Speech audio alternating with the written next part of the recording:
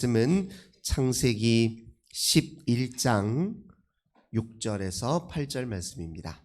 창세기 11장 6절에서 8절의 말씀입니다. 창세기 11장 6절에서 8절의 말씀, 우리 한 목소리로 함께 봉독하겠습니다. 여호와께서 이르시되 이 무리가 한 족속이요 언어도 하나이미로 이같이 시작하였으니 이후로는 그 하고자 하는 일을 막을 수 없으리로다. 자, 우리가 내려가서 거기서 그들의 언어를 혼잡하게 하여 그들이 서로 알아듣지 못하게 하자 하시고, 여호와께서 거기서 그들을 온 지면에 흩으셨으므로 그들이 그 도시를 건설하기를 그쳤더라. 아멘. 오늘도 우리 주님과 함께 하루를 시작하시는 우리 모든 성도님들, 하나님께서 하늘의 크신 은혜와 평화 가득 부어주시길 주님의 이름으로 간절히 기원합니다. 오늘 본문의 말씀을 통해서 말로 쌓은 성을 무너뜨리다, 이런 제목으로 함께 은혜 나누도록 하겠습니다. 오늘 우리가 함께 읽었던 본문은 바벨탑 사건에 관한 이야기입니다. 이 바벨탑 사건은 아브라함의 등장 배경이기도 합니다. 우리가 잘 아는 것처럼 이 아브라함과 그의 조상은 본디 어디에 살고 있었냐? 갈대아 우르라는 곳에 살고 있었습니다. 지금으로 말하자면 이라크 지역이에요. 티그리스 강과 유프라테스 강이 합류하는 그 지점쯤에 우르라고 하는 큰 도시가 있었는데, 이 도시는 본디 수메르인이 만들었던 도시입니다. 수메르인들은 인류 최초의 문명을 꽃피웠던 사람들이죠. 그들은 BC 3000년경에 이미 큰 BC 3000년경에 문명을 형성했던 큰 인류 최초의 문명이라고 할 수 있습니다. 이 수메르 문명이 꽃을 피운 이후에 아카드인들이 그것을 점령해서 또 자기 나름의 문명을 형성하고, 그 다음 뒤를 이어서 이제 바벨론이 그 문명을 이어갔습니다. 이 바벨론은 우리가 알고 있는 남쪽 유다를 멸망시켰던 그 바벨론의 고대 선족격인 바벨론을 의미해요. 그래서 바벨론은 고대 바빌론과 이제 신 바빌론으로 분류가 되는데, 이제 우리가 알고 있는 유다를 멸망시켰던 바벨론은 신 바벨론에 해당합니다. 그리고 이제 아브라함의 배경이 되었던 바벨론을 고대 바빌론이라고 얘기해요. 이 고대 바벨론 문명은 BC 2000년경에 만들어진 문명입니다. 근데 이 수메르 문명, 아카드 문명, 그리고 바벨론 문명, 이 문명을 이렇게 다 통칭해서 메소포타미아 문명이라고 일컫습니다. 우리가 알고 있는 것처럼 인류 최초의 문명을 메소포타미아 문명이라고 이렇게 얘기하잖아요. 그러니까 그걸 세분하면 수메르 문명, 아카드 문명, 또 바벨론 문명으로 이렇게 분류할 수 있습니다. 이 아브라함과 그의 조상은 이 수메르 문명이 꽃피었던 갈대아 우르 지역에 살고 있다가 아브라함의 아버지 데라가 그의 가족들을 이끌고 하란으로 이동을 하게 됩니다. 이 하란도 역시 사실은 이 메소포타미아 문명과 이렇게 연결되어 있는 도시입니다. 특별히 이 갈대아 우르라고 하는 이 도시는 달의 신을 섬겼던 도시예요. 그리고 하란이라고 하는 도시도 달의 신을 섬겼던 도시입니다. 그래서 문명적으로 이야기하자면 서로 이렇게 이어져 있는 도시라고 이야기할 수 있습니다.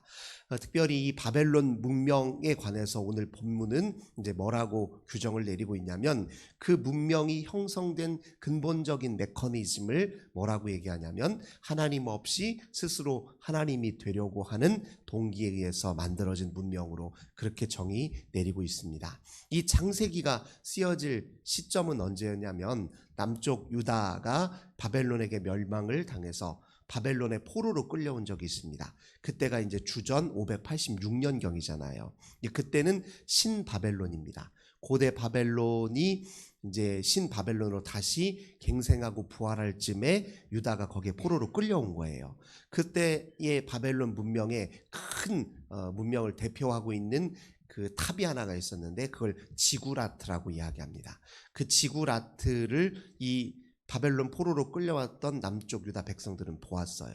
그리고 그때 이 창세기라고 하는 책이 문서화됐습니다. 그래서 오늘 등장하는 이 바벨탑이라고 하는 것은 이 창세기가 쓰여질 시점에 유다 백성들이 실제로 목도했던 지구라트가 일종의 영감을 주기도 했습니다. 이게 이 시점, 이 바벨론이라고 하는 문명이 처음 꼽혔던 시기는 주전 2000년 경이었지만 여기에서 등장하는 바벨탑이라고 하는 것은 신 바벨론 문명에 세워진 지구라트가 일종의 모티브가 되어서 이렇게 이런 글이 기록되었다, 이렇게 인식을 하면 됩니다. 근데 이 이제 문명에 관해서 뭐라고 설명을 하고 있냐? 오늘 본문의 말씀을 다시 한번 보면 4절을 보겠습니다.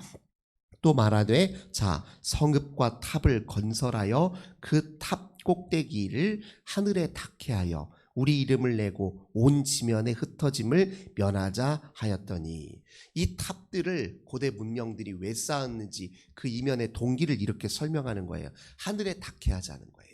이 말은 무엇입니까? 우리가 하늘의 영역에 그 힘에 도전하자, 이런 뜻이에요. 우리가 우리 스스로 저 하늘에 닿아서 저 하늘의 힘을 우리의 뜻대로 통제하고 우리가 그 힘을 획득하자, 이런 메커니즘을 지니고 있다는 거예요. 그 다음에 우리 이름을 내자, 그런 거예요.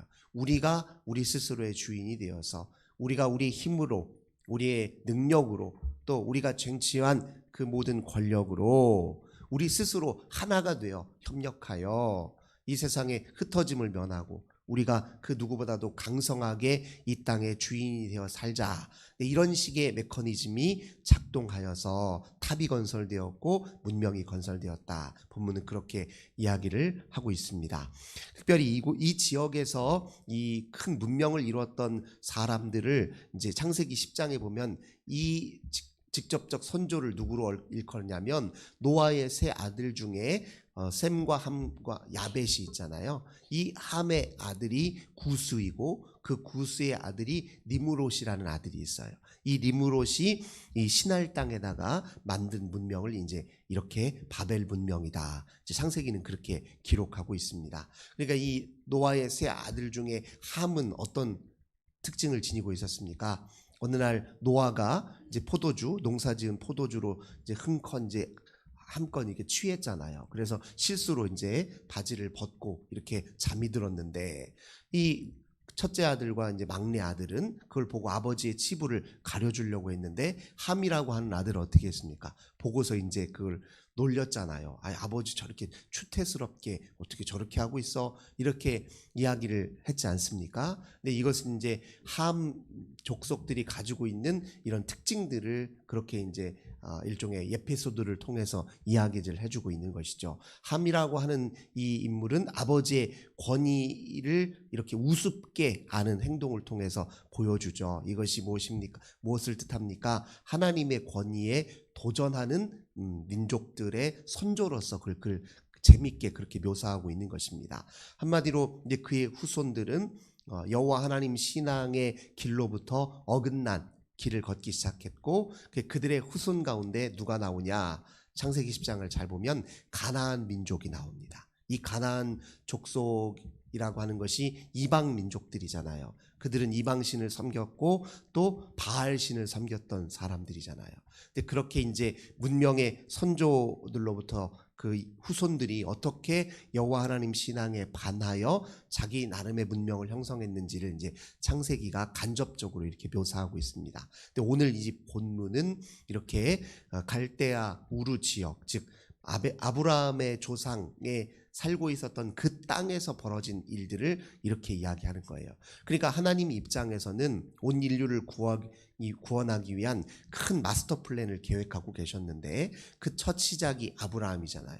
근데 그 아브라함을 하나님의 친백성으로 만들고 하나님 나라의 샘플로 만들기 위해서 무엇부터 필요했냐면 그 바벨론 문명, 즉 하나님 없이 스스로 하나님이 되려고 하는 그 문명으로부터 아브라함을 건져내는 것이, 이게 첫 번째 하나님이 하시는 일이었다. 우리가 이렇게 인식해야 됩니다. 이 바벨론 문명이라고 하는 것이 아까 말씀드린 대로 하나님 없이 스스로 하나님이 되려고 하는 그런 메커니즘에 의해서 만들어진 문명이었기 때문에 그 아브라함을 불러낸 것이죠.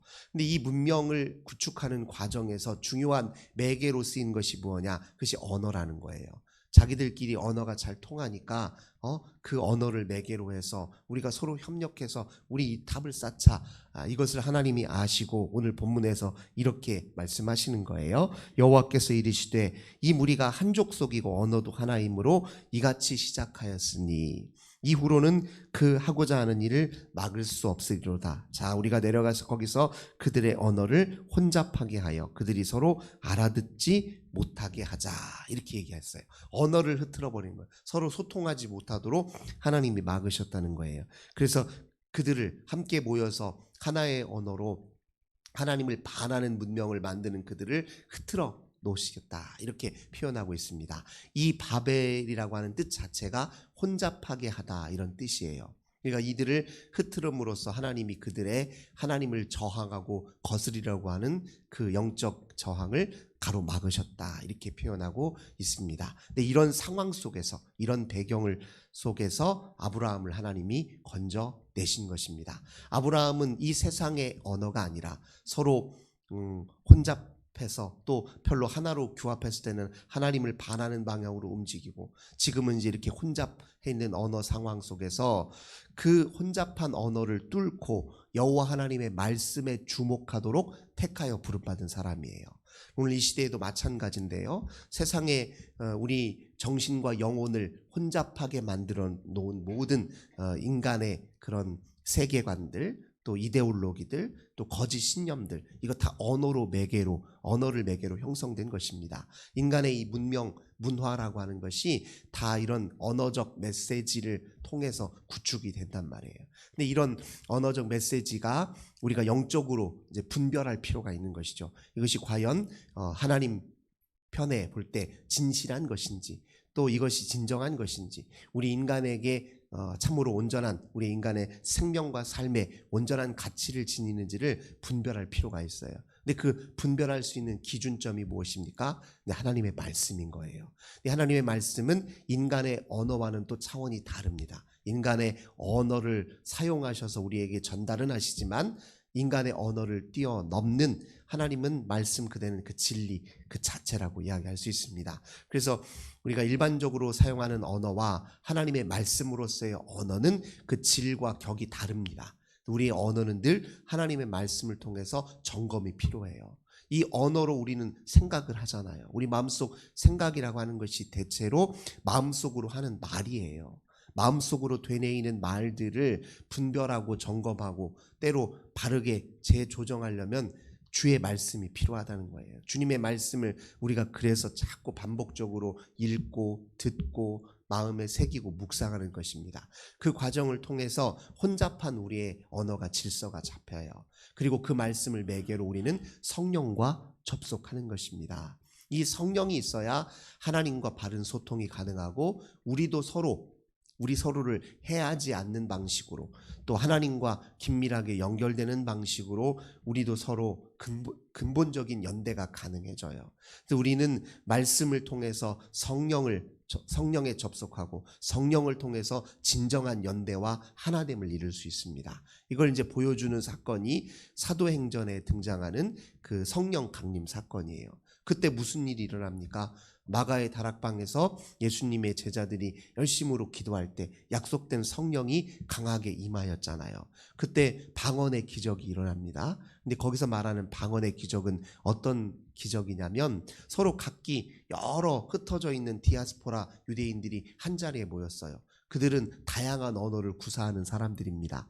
그래서 오랫동안 타지에서 유대인들끼리 모여 살긴 했지만 그 지역에 적응하느라고 그 나라의 언어를 알고 있었어요. 그러니까 다양한 언어를 가지고 있는 사람들이 한자리에 모였는데, 그때 베드로가 설교를 할 때 무슨 언어로 설교를 했냐? 아람어. 베드로가 살고 있었던 당시 이스라엘 지역은 그때 통용어가 아람어입니다. 아람어로 설교를 하는데 각기 다 자기 나라 말로 들리는 거예요. 그러니까 제가 지금 한국말로 설교를 하고 있는데 영어를 사용하는 사람이 영어로 그 말이 알아들리는 거예요. 이런 역사가 이제 그 성령 강림 때 일어난 사건입니다. 그러니까 이렇게 각기 다양한 언어권의 사람들이 하나의 언어로 통해요. 그 하나의 언어가 무엇입니까? 말씀의 언어예요. 말씀의 언어로 통하도록 이끄셨던 분이 성령님이십니다. 그래서 지금 제가 말씀드린 대로 하나님의 말씀의 언어가 성령을 의지하게 하고, 그 성령이 우리를 진정한 연대와 하나됨으로 만든다는 것을 이제 성령 강림 사건이 우리에게 보여주고 있는 것입니다. 그래서 오늘 이렇게 바벨론의 혼잡한 이 문명 속에서 하나님께서 아브라함에게 말씀으로 다가오신 거예요. 내가 너를 선택하여 불렀다는 거죠. 너는 내가 명한 곳으로 가라, 이렇게 명하셨다는 거예요. 너에게 새로 정착할 땅을 줄 것이고 큰 민족을 이루게 할 것이고 너로 하여금 이 모든 민족의 복의 근원이 되게 할 것이다. 이렇게 그를 하나님이 약속의 말씀으로 선별해서 불러내신 겁니다. 이건 그 바벨론의 문명으로부터, 그죠, 이방의 문명으로부터 그를 구별시킨 사건이다, 이렇게 이해할 수 있습니다. 우리도 모두도 마찬가지예요. 우리 대한민국 국민이긴 하지만 또 앞으로도 국민으로 살아야죠. 하지만 하나님 우리를 그리스도의 제자로 불러냄으로써 우리에게 하늘나라 시민권을 부여하셨어요. 그러니까 우리는 대한민국 국민으로서의 자부심만 갖는다고 다가 아니에요. 우리는 하늘나라 시민권자로서의 자부심을 가져야 됩니다. 내가 하늘 백성이라는 사실을 잊어버리면 안 돼요. 우리가 뭐 생활하다 보면 지금도 그렇지만요, 해외에 이주하여 사는 분들 많잖아요. 그런 분들이 이제 때로는 국적을 바꾸기도 하고 다른 민족으로 살기도 합니다. 그러니까 이 나라와 민족, 나라와 나라라고 하는 것은 더군다나 오늘 21세기에서 크게 그렇게 의미는 없어요. 엄밀히 말하면 이중 국적을 가진 사람도 있고 살다 보면 다른 나라 국적을 취하기도 한단 말이에요. 하지만 영원히 버릴 수 없는 시민권이 있으니 그게 하늘나라 시민권이에요. 우리가 하나님 나라 백성으로서의 자부심을 갖도록 우리를 불러내신 거예요. 그러니까 우리는 이 대한민국의 헌법만 쫓아서는 안 됩니다. 그 법보다 더 상위법이 말씀의 법이에요. 그 말씀의 법이 우리 인생의 가장 중요한 기초가 되어야 됩니다. 그 기초 위에서 대한민국의 법도 지키고 이 법이 혹여 잘못된 것이 있으면 이런 법은 고쳐야 됩니다 라고 주의 진리의 그런 말씀에 입각해서 얘기도 할 수 있어야 되고, 또 이 사회가 잘못되면 예언자적인 정신과 그런 하나님의 진리의 파수꾼으로서 이 세상의 이런 부분들은 우리가 이 풍조와 시대의 조류에 따라가선 안 됩니다. 이건 하나님의 진리에 위배되는 겁니다. 이렇게 우리 스스로 이야기도 할 수 있어야 되죠. 물론 뭐 이렇게 이야기하라는 것이 세상에서 뭐 데모하라 이런 의미는 아닙니다. 우리가 무엇이 바른 것인지를 잘 분별해서 하나님의 말씀에 기초 위에 행동할 줄 알아야 한다, 이제 그런 의미입니다. 이렇게 바벨론이라고 하는 오늘 이야기, 이렇게 바벨탑 사건으로 대변되는 이 모든 것이 이 세상에서 우리 정신과 영혼을 혼잡하게 만드는 오늘 이 시대의 거짓된 이데올로기, 신념, 세계관, 문명, 문화, 이것일 수 있다는 사실을 우리가 기억해야 될 것입니다. 이 시대의 문화, 또 풍조, 시대의 조류, 이것이 마냥 좋은 것만은 아닙니다. 잘 살펴서 이것이 주의 진리와 어떻게 일치되는지 또는 불일치되는지 분별해서 우리가 하나님께 부름받은 백성답게, 주의 백성답게 오늘 우리의 삶이 진리의 말씀, 성령의 인도하심에 확고하게 뿌리를 잘 내려 살도록, 그렇게 살도록 우리 하나님 앞에 기도하며 의지하는 저 우리 모든 성도님들 되시길 주님의 이름으로 간절히 기원합니다. 좋으신 주님 감사드립니다. 우리가 어리석은 우리의 말로 쌓은 성을 우리 주님은 무너뜨리십니다. 그리고 하나님이 기뻐하시는 새로운 삶의 터전 위에 우리의 삶을 온전하도록 우리를 새롭게 빚어가시고 다져가십니다. 그것이 주님이 하시는 일입니다. 저희들 오늘 이렇게 거룩한 삶으로 불러주신 은혜 감사드립니다. 영원히 우리의 하늘나라 백성으로 살게 하여 주옵소서. 주의 시민권자로 사는 것에 자부심을 갖고 있게 하여 주옵소서. 우리의 본향이 하늘에 있음을 잊지 않도록 도와 주옵소서. 우리 하나님의 백성답게 이 세상의 거짓된 모든 것들 잘 분별하게 도와주시고 시대의 풍조와 흐름에 하나님 때로 역행하기도 하고 주님의 진리의 말씀 따라 새롭게 재형성하기도 하는 저희들 성숙한 주의 백성들 되도록 은혜 베풀어 주옵소서. 주 예수님의 이름으로 간절히 기도드립니다. 아멘. 우리 이 시간 함께 환우들을 위해서 기도합시다. 나라와 민족을 위해, 우리 가정을 위해서 함께 기도합시다. 좋으신 주님 감사합니다. 저희들 부족하고 연약합니다. 오늘도